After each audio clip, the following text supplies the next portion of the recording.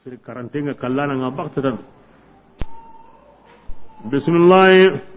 qalu kam ba'din aynati ya akun musuqatan ngui ko kamma ko garakem parati awadunani ay kebira nan nimisi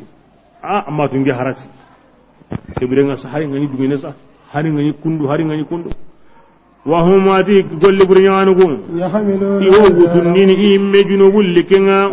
إيمة قرون كما نعم تونيني كمبنو يغرقين لكنودو كنا نقول لا غير كوتا كبيرا أو كلا كني مسودي كلهم جندليني كبيرا مغنتا يقري كرانتيا ونمسني لا غير كوتا كل بري بيني بوتونغا فوتي باني أغاني ياغوني aw hoyugo walli sikiwre o bure ngari nyange timinte megente kanunda ho on angi ngadwa on ay ngendangendo on ni ngena ngol bure ni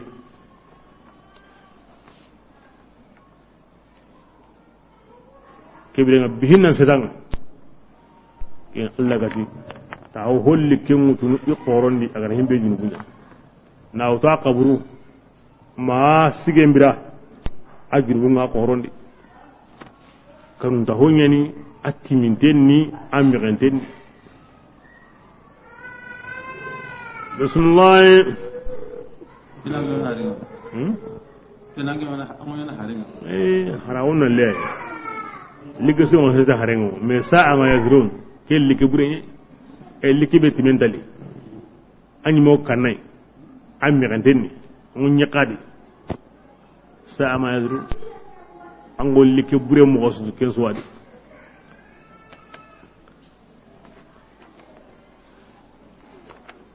bismillah awni dunadi andala setin kama talengi bihi lengi ngana ko tay ka setan kama lengi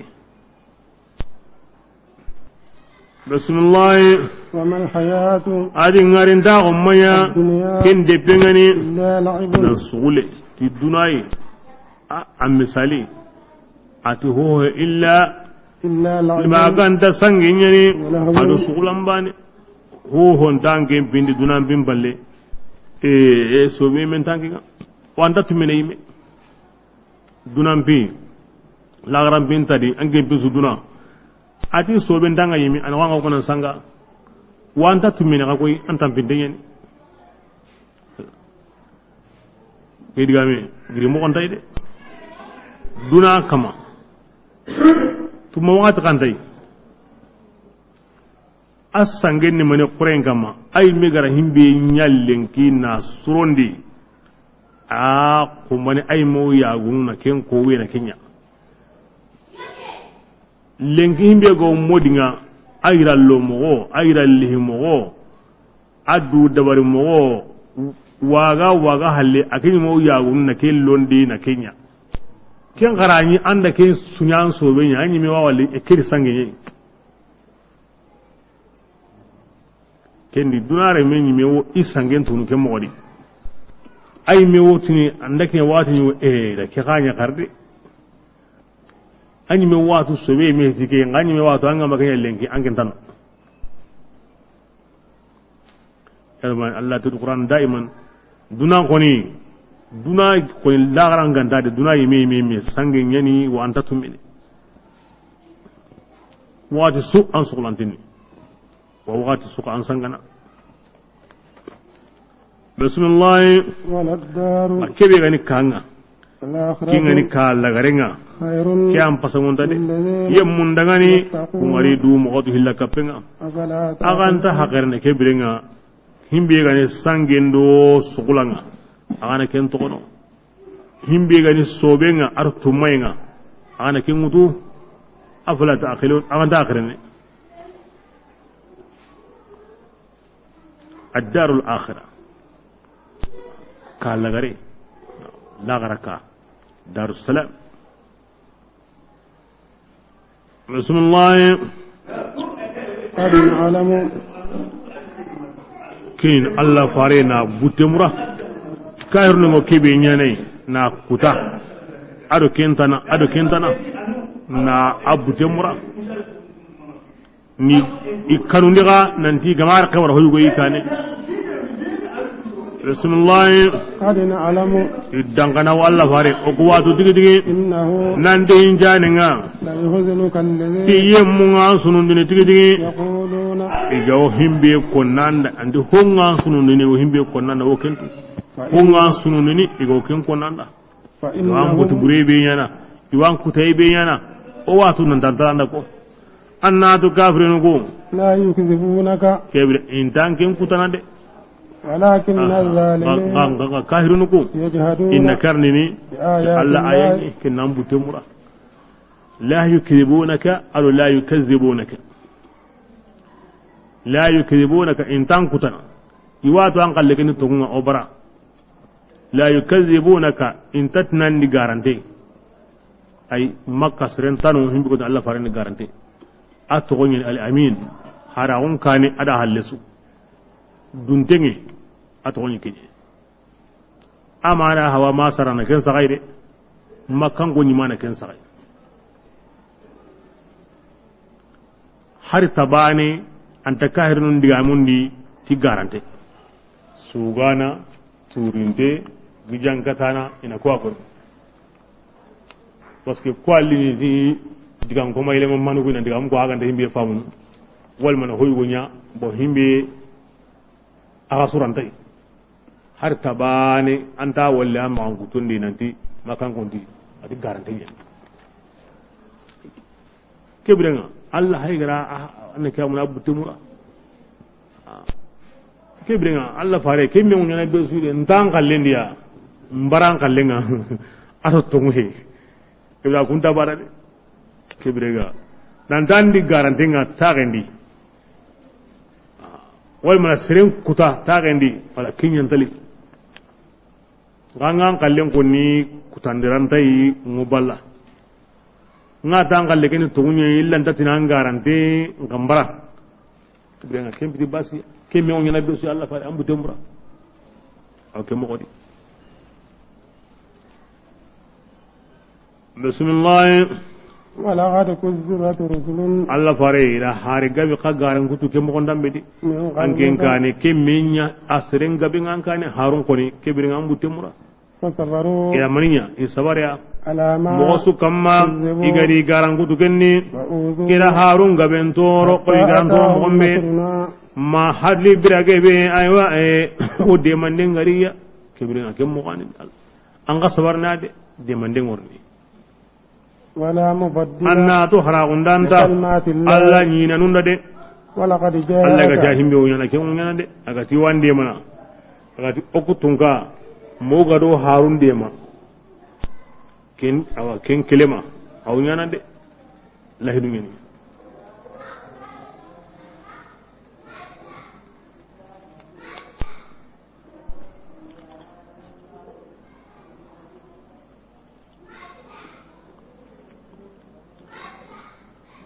kotai abu jahali adi abu jahala wa ti muhammad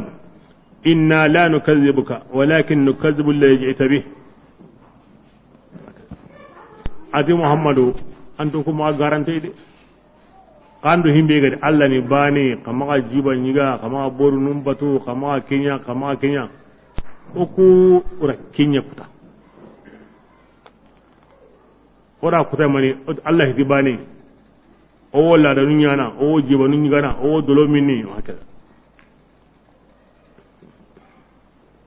Allah ga himbe ko yan to ngade kanu ko ta umba ne anti ma garante bismillah kebrenga harun ga belle an kane kidangi suru surunna isabari na Allah dugu an ka sabarina Allah awadiga mun ta haragin de bismillah ولقد جاءك abati hugga belle an kenga من نبأ gille المرسلين khifarun khibarenga de wala gaben kanna de himbe wona sabu nam pakren ta gondi na an sunon kata nam butte mura wala gaben kanna de nga harsa wa in kana ka كان إعراضهم andani kafirin go balliyenganya كبر kenya ga عليك qoran kamma فإن an kinga استطعت munda inya silaminga e kay ga sigi sigira be anke maka ken qorosa de kuni ko wornu tubi qari nke wa mun din salama wa agwa maka kella kay Allah fare fa in istata an yimmi ganda kata أن تبتغي nafaqan anna aywa kummi annake mundu munyenni أو سلما manna sege sege amma amare mundu na sege nan diga kamunni وتأتي an yimena kusagari kafirinunga بآية ti aya nyugoya igara himbe mundu yemure na kangun bugundi na jim bugundi igara himbe mundu kamundi batake nalle malikanu nalle ebrega ago kemmogodi iga sigi dingira be ni kiyai angin kawa munda kenya islama Allah katanda ke gandanya iga maslama ko hingo bonno de so halakin aga woro garanni inda kanda inta an kutana in sauntenga nda kanda kifarnu anu nyim kime ngaben dangi Allah gari khalle nda kwaren gaben kanda anu nyim no kifaru nambu temura nga harsa an ga yin sigiranye ne in ya islaminga akwai ga sigiya nan te hoywa mbu kamundi hoywa mbu warande ke wala kennan ya sayin tubi kin ya lankenna yo anyi men da ko sagaron munyi mure ana khiri baka manan diga kamundi andali ke mure kuma an garanta kinga ke wala an sabar ne ada ana Allah duku de na Allah duku bismillah ولو شاء الله hinga Allah be mo ganda kanuni kanda ani be su kapame kanda en kamma ngama ken kanude فلا تكونن Allah fare maganya sa ko samtung pakarlam mo maganya kundunga angen bi samde alungu Allah da kan hillu ay be suri dunke kan haqiqa angen wonni krimani himbe ko tanga ken ko tabe ken ko tanga qur'an ko ta kulle ganda himbe maga kingi duyini jahannaba di aya nu ko worni kundwa na Allah faren butte mura na sigindi kata dankana unga kata haqiqa nga Allah faren konne worni nagu aya nu wudu ti Allah faren do be sumbana ar be sumbana ayun na kinya ko ini sentada dabarentada fasamuntaguntada anta harbaniya naam sentada dabarentada anta harbaniya osumbana kubigan kakondi nga fasamuntagungada fasamuntago be gawada kibra agar himbe ko la hawla wala quwwa illa billah asenda dabare agri Allah katai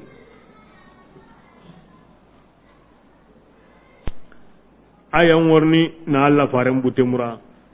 an ga wani aya wutu na kinyan Allah fare na kinyan dukatu kuna ngin da famu de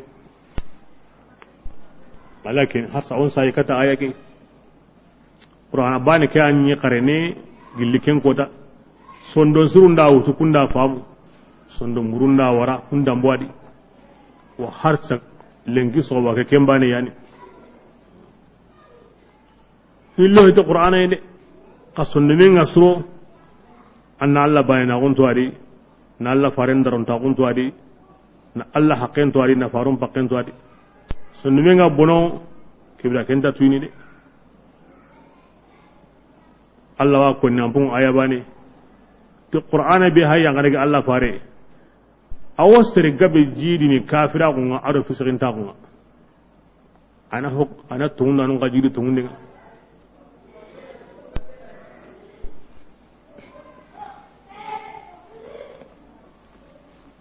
arno kanda Qur'ana nyaw dangani hujai amma yo kama hujai bismillah إنما يستجيب بس آية نيادن الله فارين جرغي على التعلق بإيمانهم أكين جونجين تبيغو تيسرون تمندنا وترق له إلى المقام الأكمل الذي هو التسليم له ناس سيجندي كتا مقام تيمان تنغا كني ماني هنكن الله يتا بسم الله إنما يستجيب الذين الله فاري حرس الله كمان سيدا بتي ati yemmu nyan jabindini anken kirindenga يسمعون ubenu ga wa muko ti sondomen buyenga na fam والموتى nga karanto Allah fare يوعظهم ma Allah الله ganda kungundi lagara de ثم يرجعون kem palle ina sagi إليه kata Allah ndawari Allah fare an sondomen ga wodo jongi be ya intongondi ay mukanu Allah ga himmiru sondomen sordo kunyina mukunan tongondi ka karanto ku ay kun koni malara Allah gandi wuni de akoni karantonga sondon karanto antaro ti i karante ngode ay i sondomen yankara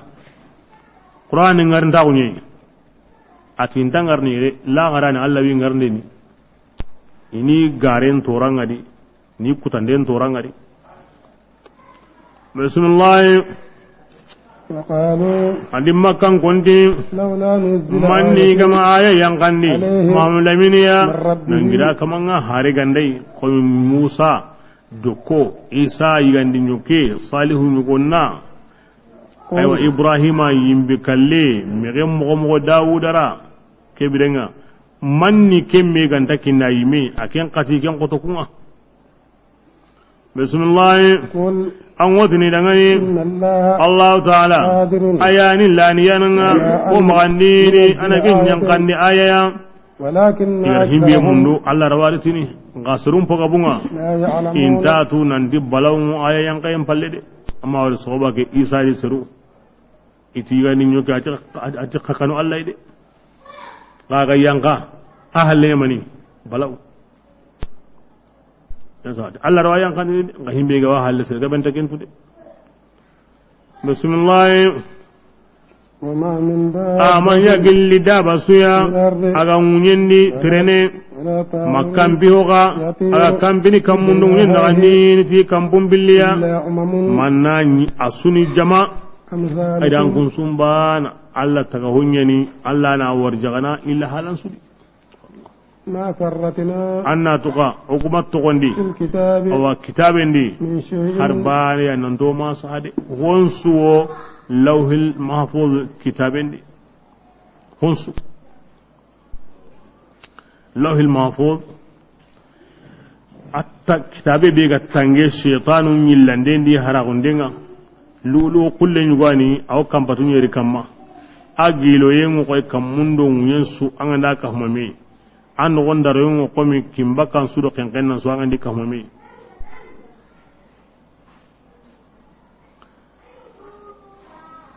honuti amuradun ni kitabe ke qur'ana kitabe o ma ho to matun ngol lahinai i dinandi dunadi mogara sahadi konsu Allah ya rubin genta ke to qur'ana di bai lahinga ho ya asuka hontenga di genta ke to adi Allah kan paku bala su adi na dallin Allah di o ma harati ho hodi ko ma sahari ora su sahadi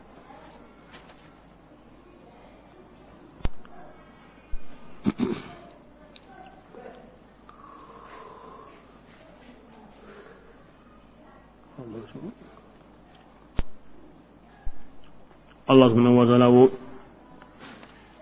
makan kon kibarin hongarinte o hongarinte aga nguyen kamma kampi ho a kampen di kampung bilia aso kamante idan ku adamare musu aka sumbana asu illa umamun amsalukum isuni jama kape tagura grinde sabatinde digande liye aka sumbana kuma kan kakonde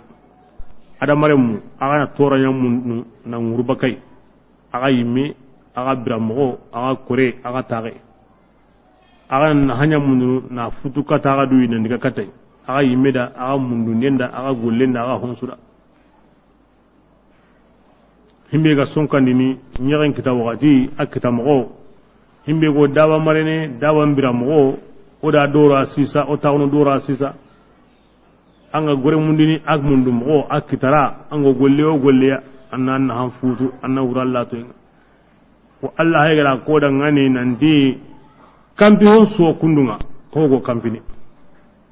wa hongarnde so ke mogodi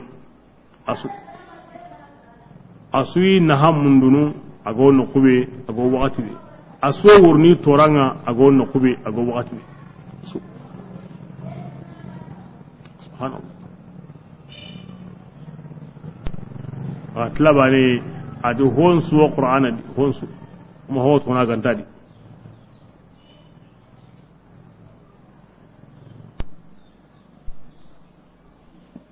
sisa tuwa kurumbanda bangandi adamare mun piya tuyindi hisga senda bangandi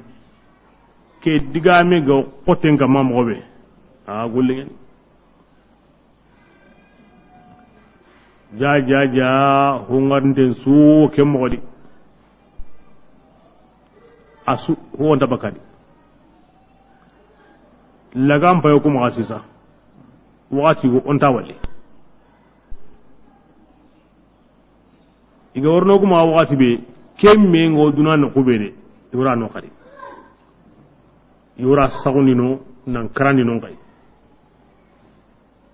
ba ke wakati me nyalli kunda jebere durantadi mulle durantadi jingo kitene sokunja ngo kitene inde karandi nantla kella kega ndey nyimene bane ti mulle ngorno wodi gala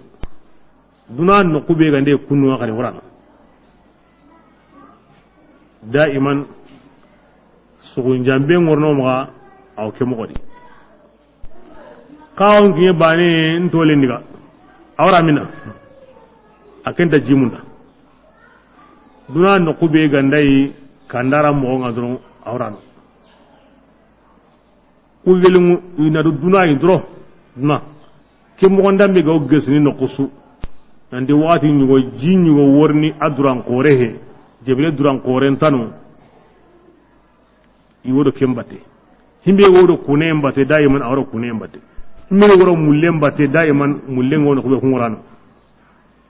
kampi hono kemmo godi cingo kemmo godi asuka man de ruhal min ruhal o sarne dora ke wakati o birne dora ke wakati o gabno dora ke wakati allati illa umamun amsalukum o yimego won handu mo gobe kitay ngodoru sisa kota ngodoru sisa angane kewdu sisa wa kobene ke wakati kenta kobene gore ngo kere sisa ke wakati gore ntakeri angane keiga sisa wa ngatu dini sisa ke wan sahandini ati obane hede ho ngarte guten so ke mogodi adullani mo allada na honsu taga nambira mo koyanga nanga bo mo koyanga nan sa mo goyanga angura ango birne ke mogodi lani mo Allah ya sawun awo tukwa ko noda wona taga honum pay mani ana taga honum pay bane ango Allah lani en tunu anga bane na on tunu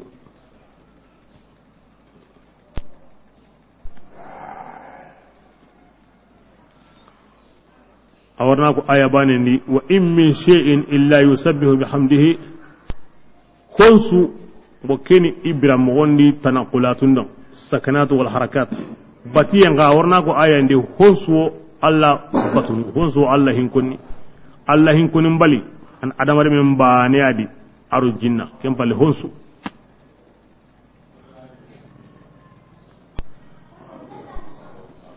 bismillah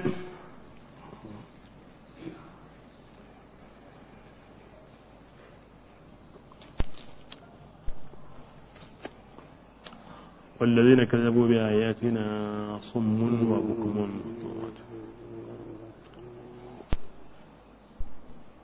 ثم يحشرون كم بل إنيك هم ميا قاتي كمان أنا كثير منها هم ورنتونسو لا ركوتا بسوا منينو هرهم مم أنغر هم بيدمبو أني تامبون تغادي أنغر هم بيتانو أني تامبون تغا أنغر هم بيتركي أني تامبون تغا أنغر هم بيتقيني ماندا أيوة أنك من أجوبي أني تامبون تغا kun tambonu na Qur'an medi wakati kibe Allah nati nyasa juranga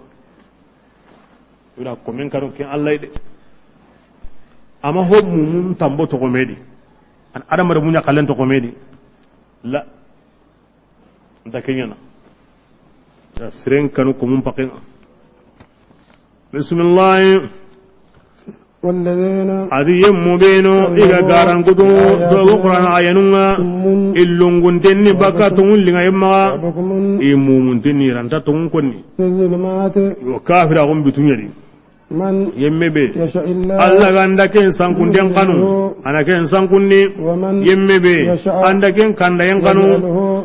ana ken kamaninya kille wandi ne ken delemun tenni ken haqiqan قل Rasulullah ngotini makkan kondangani karin ke kibare إن أتاكم عذاب Allah yang ngangkatin ngandara kai dunadi أو تتكم الساعة makiya masa'an yimbira kai duye maka أتدعون yalli an kun kirin didawa Allah tanayiwa la إن كنتم agan nan sadiqina tungdoi nan de bori ngagan hala kebirenga masiban ngandari ana ko qilli Allah tunga ndam ma ko ni hinga na qoto nago himbe anda kenya qilli بل awara إياه Allah bani yani aga wa qilli kem pakatinga hi qotandi فيكشف ما anda qiri kebirenga Allah na ho ngurgi تدعون agara qiri katta ke ngurgi nga anda lunga da ko ni honda wajbina kamade akonda qoto agodangini hon sa qotina Allah indi kinga ko ni kem pontan anda lunga da ana girndi bismillah wa tansawna ma ngamradun maniya an kun go mungunu honsuya تشركون ago ken ka fa Allah hinga na qoto kinga ko ni gen nandi ho hontan honda wajbina Allah kamade bismillah ولقد أرسلنا abadi ogutungo ankindi إلى أمم kata jama gabeya min qablika an kun kane i harun iri garangutu iri فأخذناهم garangutu ukudi riga بالبعثاء ifukara qotinga ado wattu qotunga awo sino kuma yatafauna ina lagar qasa ولولا ina lagar qasa تضرعوا ina tungondi bismillah ولولا تضرعوا e manni igama lagar qasa makanku إذ bira keme جاءهم بأسنا ogu yangan kata qoten garinya ولكن yani manni kaba lagar qasa inga nani lagar qasa awajibin kama manni gamanya himbe gani gamanya nka qasad qulubuhum isundum yanka wade kinya batini وزين الشيطان ahillandi shaytan suram magandi lahum idangani ما himbe kanu igani ken ya'malun. gollini kutaybe agina gollini ala surndi ya gamude فلما ati bira kebe نسوا ما igara hon to ذكروا igari waju tikenga فتحنا أبواب كل ken maniya شيء qota kontoy tampi iblisa in qaba lagaru qasana na killingari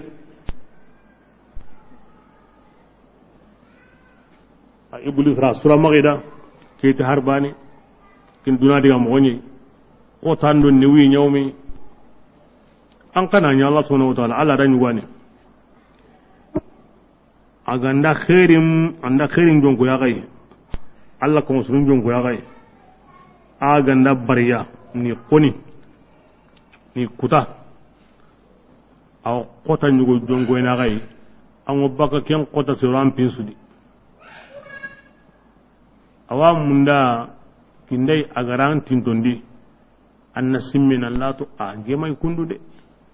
kuninga o kuma na ke hinya kinya make kinyinga anna sagedo halle anna simme anna dumi Allah kuma keda awawt no kunya khanema ka agama kuma be agama khair la mundanda iblis awa annigene maga dungende angana ci kuni kiya he kuni nga kuma na kinya he nga bara hulani awtin kempe harbane he kinga nei akai menta kundwa awa ko ina nga kemmo godi na sabarndi ndinge duna mo gonye awa kenga gandanya Allah dan ngaju ti himbe ya anda ken tono kebira hibule la kabu Allah murinyana aran jarabi to qotenga ang mawaji kita wan jarabi ni qatin nawiyan qay fatahna abwaaba kulli shay'in agamadu wala hon suraqin muni awa ikamma na neman suginiya na sahan giniya ni sagon suginiya ma bira kebe ina nyagali won sabunga Allah gara kinkiniya أخذناهم كبرين ناتي أما كوني o habandu kismanu tampi kebirenga o yimenga tampi kebirenga anya kantai o sabari o ma ko dunani ay tiga yille gei ay tiga lungo gei Allah ranja rabitum ko yugo amal lunganga ay garanga mo to na de kari akamal lunganga kadi bismillah akhadnahum kin alla garu lagaru oni riga juye magandini anna qusagarihi ina giran kuti فقد دابر القوم kebirenga ina yemmum palla nyimen kutu yemmum benu kunga tunyunni والحمد لله ki ganden walla dangani alla be gani ta honun kamanga agara ikuma surunde ma aw kemo godi kebirenga anga madunya dungane ana neman gujan kam makari wonni ken al istidraju mulli ligay anga mundana ngamma beriga anna yillen sanqewre ni togay bane gure ken kota yille sanqege amma kenya an hasabura de anga moyna khurusiya alla konninka na to alla kutayindi alla na sagon sukinai ar ken so amman to alla konninga ni sagon kita sahandi kitayindi hankandi anta ka bene kala kayde ibna ken su kapanjul bunyi kin awto ko kem modin to to kem modi mo alla gara mulli liga guro koy ko mosrehe alla ga nar ga qariba ne ana giran guti kembal harsa alla ko mosrenga ne alla ga nariga tadarrau qala arqasana aw sagendo halli aw tubini hinu gu sage o hinu kuma sage o akoni ora Allah gara Allah dungan dinga ma keso Allah wa konni na konni mo be sirega idha hum mublisun kelli gande ganda ya qaribane ana giran kuti ngon takem bodo ay hobuyen bane walli ay junubu anta walli nanti Allah gani kamane be hinna nan yani ga tubiya o tubulu ani maganta kingali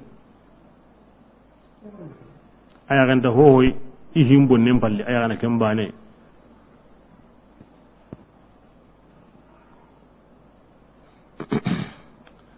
addabiru nyini hallam pitaki hallan yime ke dabiru ma dabo hungarde anda kutibane kenna kallenya dugu ora ko darumi muqatilun ni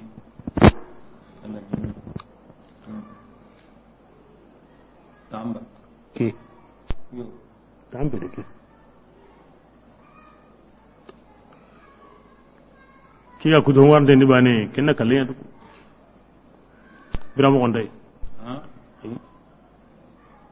kiya do Allah ko nelli gandi Allah ma aya akwa ngara hungarde balla nyimen gudu anta hodu ko halake balle hungarde su kiya sawuni ya jate muqatil ni alhamdulillah Allah be gara kifarun dema bismillah kini arotu india nanti on Allah kufa bira kebe aganda o dema no sagon tagoda ni o konnum palaki ngan Allah konnunga kini nema korengi ya rasulullah ngotin makan gondangani aringe kibari Allah taala gandar gandi angkun sellan taron yimi na ga sellan ya gulliga aga berendi aga sundumun kama yimi kebrenga aganta harbane tunu anta simmine hoy ngaga tibno koni kamane kengana Allah tanai kengari na gai to Allah hori ganto kuy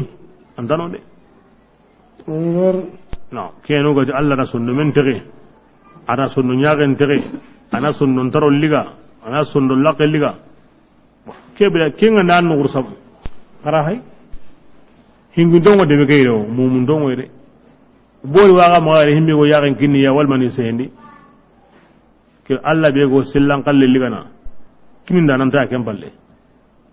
yagen anda himbe kawalle andari ga kana ken mo wani de bismillah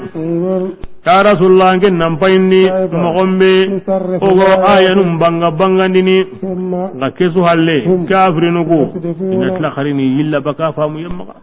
o na himbe koni bin naqil ona sabatin bil aqil allati kundu ngani mina hayam pakrende mani ga kesu ko mande wala ngale kempa ga kesu ko mande imbe sonu menga bono wo yille ne baka famu mbosre maka bismillah angin nanti dangane karinge kemari alla yang ngangkate ngandara kai juye magandini mabangai maga ari urondi ba uronya na serenju ke balindi de uron la ga hiando tumme empakatinga himbi ga nambu wantu menda ampo enda ngod aken hijunde de kebrenga ni yang ngangkate entarni tumuhe ay wangeto andari kiyende mari urondi hal yuhlaku yalli ho halakinwa anda bugu yemmunga mun tundan wa de gafrawa kibra kumbe kibrenga ari kido ari urodo andare ko ne kahirin banan to qadi bismillah wa kun daqifarun qini ma kan tanjalin danu tarjannai ado gongonda nu timbinga ati yumma tobe kinga tungondi tiya agara gollen surondi kanu yemaya kunyemmu kamma kunyemmu manya la gara kay gosunon o ki faran ngol gollen ke yumma don ana gollen ke kina la gara tuwaru yemmu beno iga garan gudu dogo ayanunga yanga ngate na kummebe ti honga kanu iganya igo kendi nambaka ya rasulullah ngote dangani gentatini lakum an kun dangani indi khaza'inullah lanti alla annakan kawni awa hinum bahille men kemaka lakuto warjage ado kentana ay kempinna alla maka nanti ngena gidu nyilla ni nyakanginga ado kentana ngedo ma ko nan kunda nanti alla hinum bahille men kemaka bismillah wala a'lamu al-ghaiba genta tinan kunda tingo himu kunten tude ngenda ken kunna kada nyaga ganta himbe ay ma alla an kun ninga turni kam moti la gara ko tanya na kam pakati yanga ngate nyaka na kam pakati parce que muhammadu an wotin yanga ngate ngono la gara ko tawna kambireni kima kara ndo himu kunten tugoyi la gara ko dam pakati yanga ngate nyanga wakati ngima tingato bismillah wala aqulu ngen datini an kundangani nantinge ngeni malikanye ayin takin kana kunna kada an kuntina kam ko tinge o yigene ngo minni ngo watunu ngo sahana ya kundu lemu ngimma ngo rasani ne ndingim pajunuma nge tagarandi ni malikanye ngini ngasini malikanga kembalenga na yigenga mini alanga yaringa diga sagandi ani mbego tiginga ngiti ni harengi angunda kini malika nyanta kenyana bismillah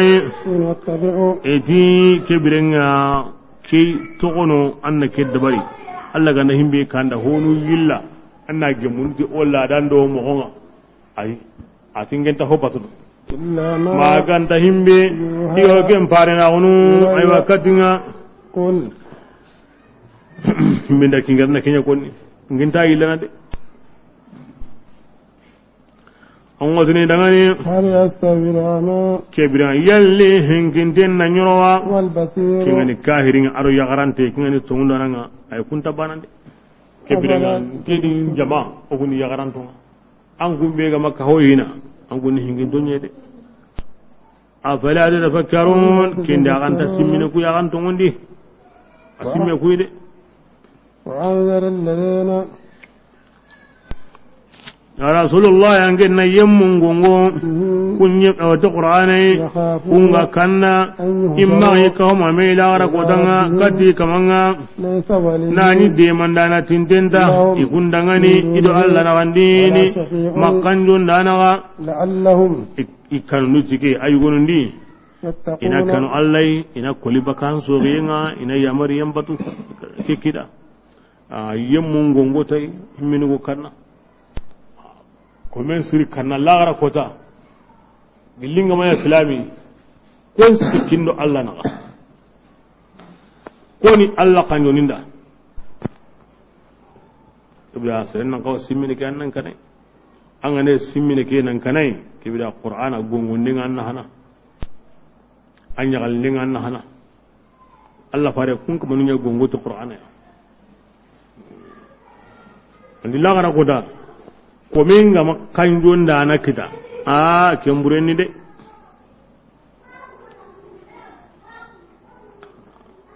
ken kenwa ko ni lagara kota ja kanjonda nuno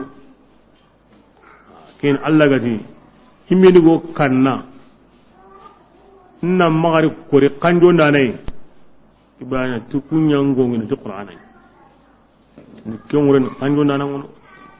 imde kanu anna magari kore kanjonda nay ibrenga gollu beni go kenya na anna kun gollu to no annan to Allah ko masrun kanyo den no wadi kun kanyo den wari gene de awari gene de ay binyum kayfaru malikanu Allah walinu golli siru likulli mu'min shafa'a mu'mina siru kudaga kanu anna maade buke suuno wandi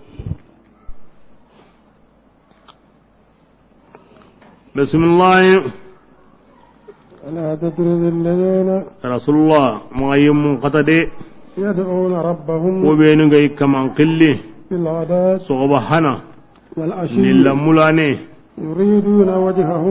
يبتيكي ادي كمان قلكي وين الله جاتين صبرا ما من حسابهم أمان يكون كروسندقاو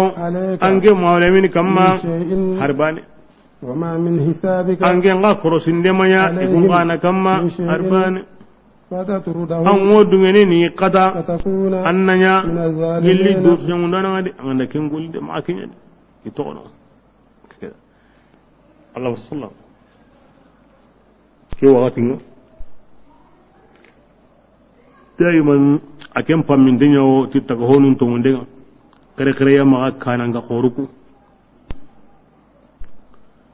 أقرأ بن حابس تيمي وينة بن حسن فزاري عباس بن مرداس كيكو دانا كما تلمو هرين قرون مصري سندمن دمو يومين يجي الله فاري أيوة إنداري يوانيني adu surungun mutagunu aywa korinta qoruku qoy umar bin yasrunu suhaybunu bilalinu hakaza wa hakaza inda kor Allah faren tate bane wasu kun sondo mu kuma suro hina mosri ina kusaka ne ku ya ko tai iga Allah fare himbe gallo kurade an mutagunu musiren naganandi ku be hayki idi droga tima bugundogu anna jamundi anna kullatondi na'am droga hidro wuti men talle wa drogu be gawe ya jaga intenyeni ayi kananga urondo kiye anta yankina anta haragini yo futinadi atimi bakade e sawra droga haqqan atimi bugunteni ini mani sawra ora kin kanda di oganda ta wakati kebe na o sagon kitandi wa kebrin anna gamundi anyime alla parenti ngenti khata islamin ngeni wajiba sindari ona mo go dabari o ku duram pakatin kinoisa kinnan tu arabun do menaka nanti okun sir qorunyi basa okko sagamunu besu warnankenga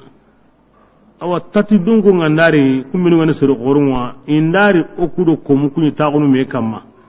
korndo kun taagunu me kamma to mo kenga yagumo kuya kebrenga ondari tindiga hina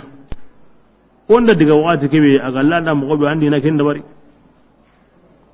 Allah farndi ba atindu ngi koniya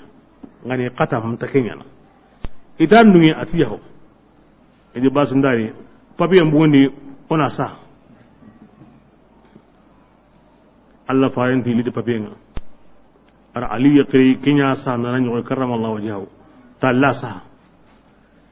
kin no gondi malikan do ko ayanu alla fare alla ma ngede ma yim kata igo alla to on konni so bando nelenga iwanya na alla jatinya sawura agari bego tike ya korindo tampiendo muskina go do tima buguntawo kimmanin kenan kinga an kallin takmini ya kallin takinan himbe go ando ko mun naga islami an wodu ni katan Allah bare an ne katan dan du toro de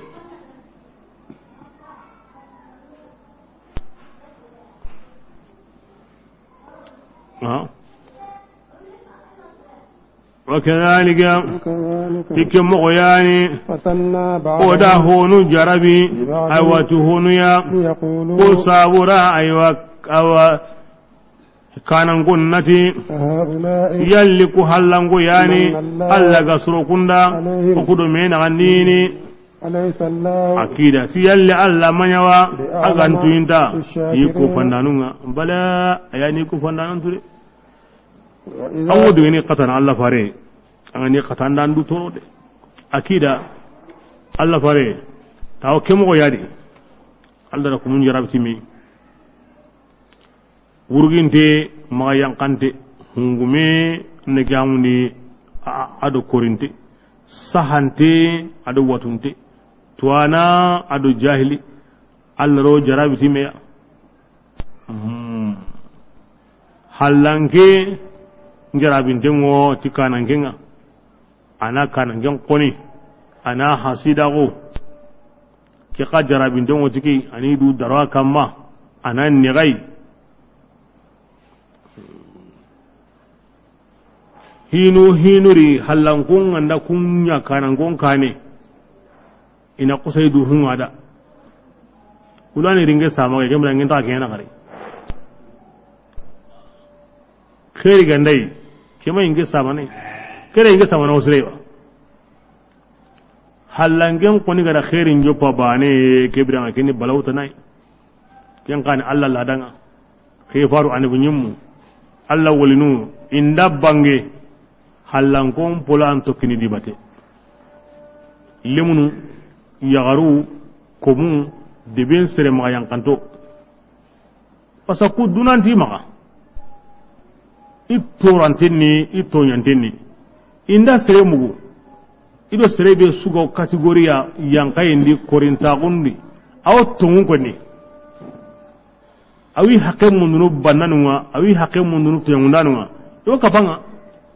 harun ko ke mogadi duna suga ma yagantai yagen na Allah tungu yayi o ko debendi torantenni itonyantenni i hakka sigintenta o serebe gawi tungu konni ni hakkake koni akitiwa makitiwo yo kapanga kianga ganya bane kanan gongotini aw kamana qawi murtundi aw kona debe ngaroya o yimmi kitra honu ngaroya be subaroya marenga ore munta ko kanem ko kari ha ko hotu man kay giri khare man kay giri asuni maniya Allah tiro jarabati mi kembane ebe aya bandi ela o sabarni wa ibra ke aya yankuni ya ko Allah farendi kanen to atikahti krasiri ya kahtin siri على كورندو كوكري أتي السلام عليكم كتب ربكم على نفسه الرحمة التي كوين دعاء كما الله رهين واجب نيدو كما غدا كورندو كوا لغمني كدانجي هاللي كونير نتاو كپا الله فارنا أدغا واتينغا نكي واتكبي أو جلينا ندغا نوتو آيبان اللي وصبر نفسك مع الذين يدعون ربهم بالغداة والعصي الله فرandو sabarndi kappa har sayemmu kuya yemmu bega Allah hinkonni sogobanga ado nellenga andu sabarndi kapiya tagu magriba kiwre a tike ko ni halalla farenda o taagunu kappai o tintono dadai mo qurungu nyana ko minan kati aqurungu barkante kaya adiga wadina nake wakati bayani o kuwo diga na kembira o gillan diga o kanna Allah ka ta an maga diga bakowre a habina maga bono o ga na wuci o gillan diga kana o diga amana ko ay ko mun goyi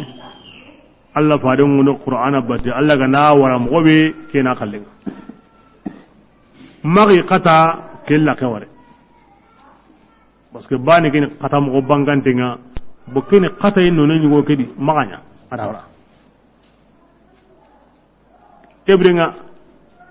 o so taunu an layla wara allati ay sabar kapiya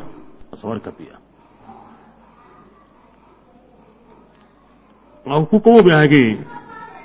Allah gande akonni o konni amati sallanu amati subanu amati jakanu awa konni kamgo Allah hin kunnanu bil ghadati wal asyi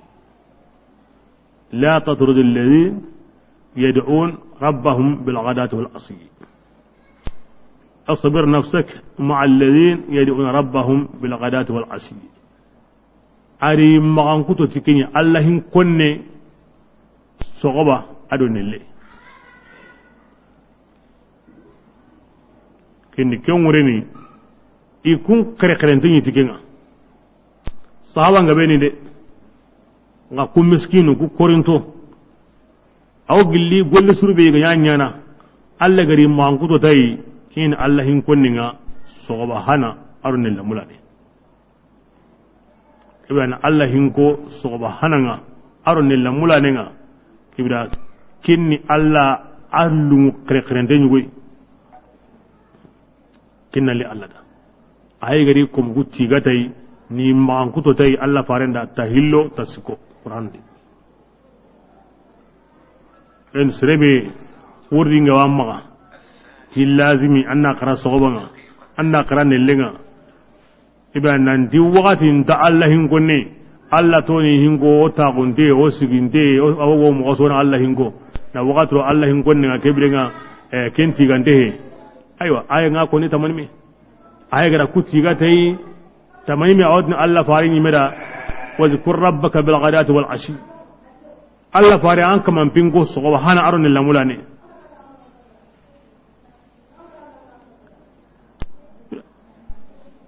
ken wurehe Allah hingo ko wakati no bani anna to kono ay awre ne ya an ga wa hingo no wakati su kum pasasu wa an da hingo no wakati su ga watno hili uzanna hingo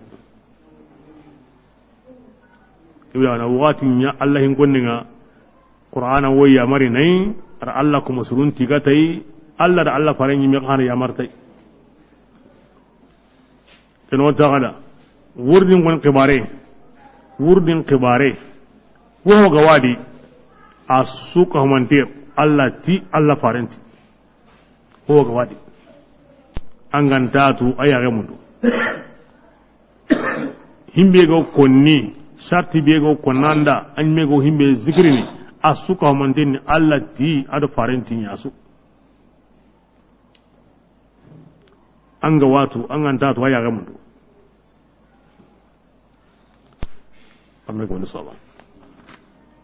بسم الله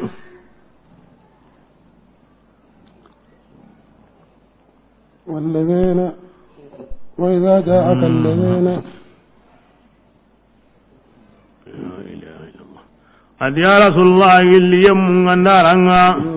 kunga tongondini tiwa ayanunga angotuni dangani kisiya qorewo akamma akaman kiti du kamma hinnainga hinchane adi yemmebe aga golli bureya an kunni samuntawa kemballe Allah awa kemballe akaman bayga sage samuntawa ke hallin an golle ara gollen suronni Allah ta'ala kafara nan yani kenda wa hinna nan yani kikida Allah de khere te Allah fare atin dolle mawu nan lakana digan kanna ko Allah farenda ta na kinkida anga ne kari gandari akida tinketi salam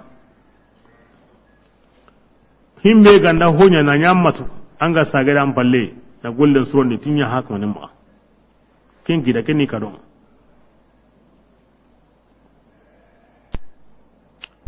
no kebrenga kekre karne ta kubana yo aywa kebrenga Allah faran kan tayre kusurun tayre ay kew logene sere suga tubi na wutuki aya yang kota kata lagara kota su ilma ke aya nyagalinde be ga war islaminunda hasan shazili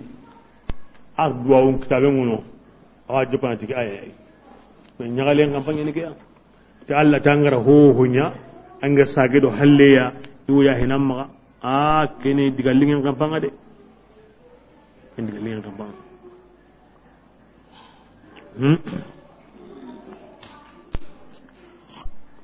bi jahalatin tangara ngati sammega ora kemmen go qaranan dangi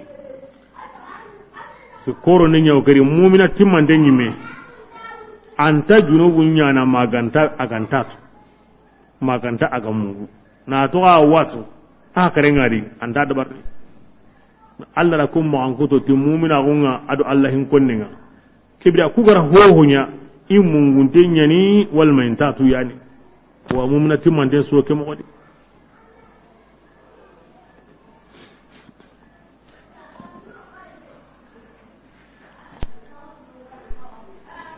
bismillah ونفصل الآيات adi ogo ayanun fatan pangini awa kemo yani والتسبين سبيل المجرمين usabuda aywa mu'mina sire killu kunna bangi tunda nun dangani kemo yani kebrenga awa kusawara bununda kilna bangi ona latai kemo yani hayra walangala ara hosurun killenko kebira ma himbe ga jike kendi ken hoburun killenko Allah hin konnanu na kullatondi mana latiya antan du sabar din kapiya miskinu korinto anta kum munda anta kum pidi kebrenga atuiti ki aya nanti kenya ne golli burinya anun killenga in on ko na latu ke Allah gari fare nyamar kebeya in husre korinton tintondi nan tintiya ni tagalle magu annan sabar kapiya korinton kanya Allah hin konnanunga Allah jatin sabura kebran kiya mundi be suma angan himbe gedi an amuten paka kini suronda nun killinga kebran ogara ketu burundanu kana killingo bangene kedi wasabri nafsaka kinda newde sireni wono aro honsu nyala korentonda awi diamana diamana so kamba ngai medi yimenta ko kureybane kamma na wuce tago har koyindi tabane har qasondi tabane har sinindi tabane antan newde akkoto yin sabuda Allah faren duran ya mari tay ngata ni togono kembane hede wa anyi minandu hubus kabiya tayiro mena kenga lungo hungumi beda alli alungara na togon alungo hankama beda alli alungara na togon alungo awa kanange beda alli alungara na togon hokkoten su aganta surna halle Allah yi fare nyamar ntige andane ode ya saura Allah komo sere su gawno wati nyugo yi maga ido korinto ku go taawun kem pakati wakati ni ma ke sunna sabuda balan tanne funta ko tay bismillah kul ya rasulullah yangen nanti nge mawlami irin ke kaba na hom batu an kunga ke batunu gilla Allah tanai an wotini dangani nke konin tabbatini an kun nyongillunga awa kumbati yendi de قد دللت nge ganda kenya kebirenga izan kebirenga nge sankude وما أنا nganda kenya nge manya من gilli kanda المهتدين yimmede قل angotini dangane nge mawlamini على بينة inda yali dalle amma kenya ngodini yaho nge o dalle kamma من ربي nangirin kamanga وكذبتم angu ngaran kudu tinge kamanga arho kai ما عندي ما inda tike bilenga himbe go nyana kenna nyasa uma sakan kallege angotini da konti nge koni maga تعجلون ago kinyangu munde nyana tikenga ago korti himbe nanti uga nabara hilla kapenga yang ngati ngo nyana kendi anyasa ono dukita ay kenti nge maga إن الحكم ken kitem maya إلا maga لله Allah ya dangani يقص الحق ke Allah be ga ago kembe maga de kinyana annaka mundi etumun kitini وهو Allah taala خير الفاتحين ayani kite kutanan su wotle muntenga ibra ke kuna Allah farenda kyan gon islamin suda irin ka ba Allah tanabbatu yenga ntinyon gillu ngum batunu nganda Allah tanabbatu ke birenga kasara makande ko Allah batiye abane dalle mo kenye atana batiye dalle ntai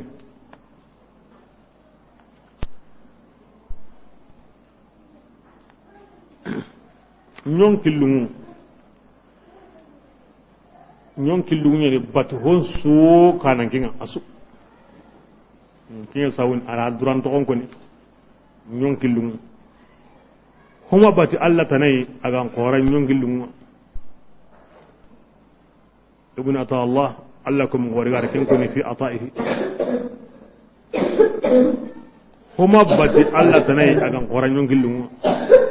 ya nan ngara ho batu Allah tanai nyon kilungu nyang qorasi bagi nyonkin lungunyana kuwara Isa batiyenga ayana kuwara Uzair batiyenga ayana kuwara Malikanum batiyenga ayana kuwara Allah kumasurum batiyenga ayana kuwara Gideon batiyenga Jim batiyenga Kiyem batiyenga kason allunganda nanyi tonguhe andanya bila nyonkin lungu ayani batuwon sobre nambal an wadi ran nyonkin lungu fiyew an atun Allah ni kaman kori baninga akan sirbatini Rasulullah قل ya Rasulullah ngotini dangani لو عندي ما hom manyange nindini لو عندي ما agan ni hongange nindini aga kinyangu mundunu tigemboya لقضي gan الأمر cingi hinun timme ngena gandini arangunna ko kibrinda ahinye me keta ngella gahiya ngana Allah ma والله Allah ta'ala أعلم ayani tuwananga tituyundan wani yangangata okemo Allah kebe hay ki aya wa ko ni hingande Allah fare maga kebe ara dabari keta illa hiya ayan kinya ko ni qurain kama akaw ko ni tengo nandira Allah fare toro na bulla na tanun jogi gidan malkalli kata yalle kamoni Allah duminda tanga na tinna himbenya law sisa na gidu ko kolina wari kaman ne su halaki Allah farin amadu ati mani sabura ati nga giki ku baranto be hay worni lemmundo kismarun sara kun to ngondi ni Allah o ganda ku karasa da kun ta sarne qaride kebirenga hinga ne inge ma kebirenda anyiman Allah ya ke kota himbai ga kine ke kamadu hinna ni kebirenga sire aya ke an ganda hadamare men pai i hadamare ma gundi toran batenga nga na hamba tenga nga aya ke se na Allah farin pada mare ma gum mo ko ni hadise ke ni Allah farin hinne ni kem pakati hinne yuangir Allah kata Allah faringa na kem pinne warakama na taghonum pinne ladi na makan kondo taifan kon pinne ladi anya andai Allah wotini fa bima rahmatin min Allah linta lahum hinne ko gilli Allah katange ngani Allah fare kinya na nyanga mo no imagamine kembale go himbe nyana nga Allah ga mo ka hamma na soru ka hamma anta to no sredi kebidanga uganda hadamar magol la halampai na hinne la halampai asusage kata Allah yayi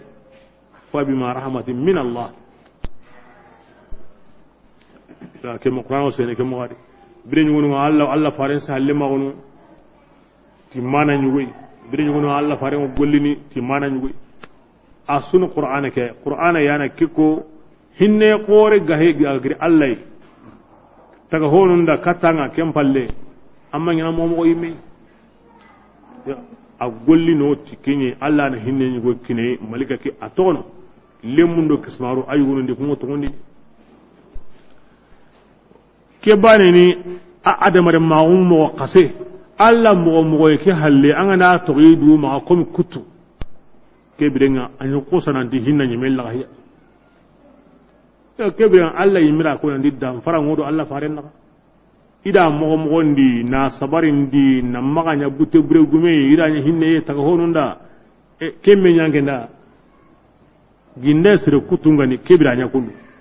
Allah garanya kundu kebira amanya kundu akendo taga honda bana sallallahu alaihi wa sallam arnak mun khallin ko na khairi kinu arnak sini biya sini mengolu na arjanna kinu liye no mi Allah ko musri no nya faren bata na faren kanna nasri no nya shagana kharla sri no nya meeda wa sri faren forma arnak no kisin kaw khairi kinu utran goyme o xial digañu wudo sa kisiro tangay ربك رب العزة عما يصفون والسلام